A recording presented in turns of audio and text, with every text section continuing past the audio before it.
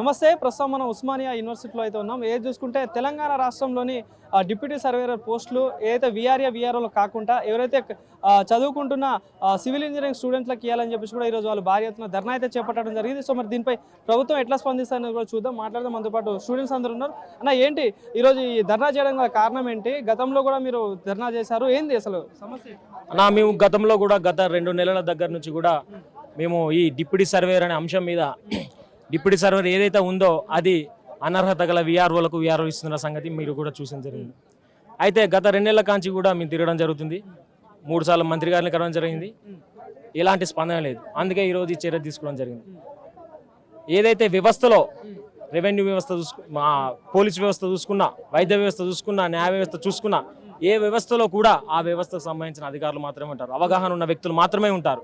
మరి ఈరోజు రెవెన్యూ వ్యవస్థలో డిప్యూటీ సర్వేయర్ అనే పోస్ట్కి ఓన్లీ సివిల్ ఇంజనీర్ చేసిన వాళ్ళు మాత్రమే పూర్తి అవగాహన ఉంటుంది. ఆ చైన్ కొలతలు కావచ్చు, కానీ ఆ జీపీఎస్ కావచ్చు, లాటిట్యూడ్ లాంగిట్యూడ్ టోటల్లీ అవగాహన సివిల్ ఇంజనీర్లకు మాత్రమే ఉంటుంది.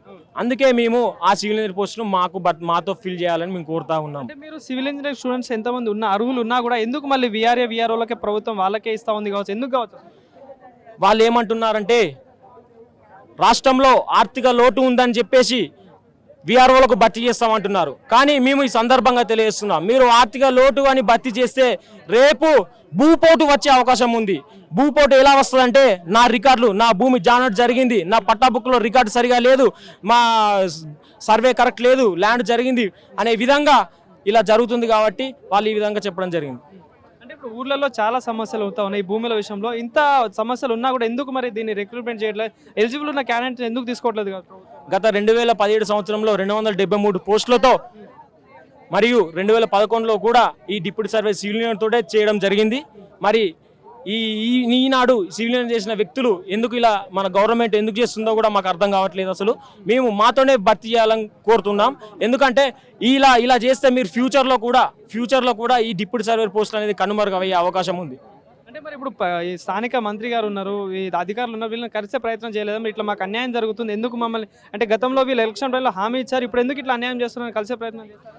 మేము అదే ఉద్దేశంతో మంత్రి గారిని సెక్రటేరియట్కి వెళ్ళి 3 సార్లు న్యాయపూర్వకంగానే వినతి పత్రం ఇచ్చాము, కలిసాం.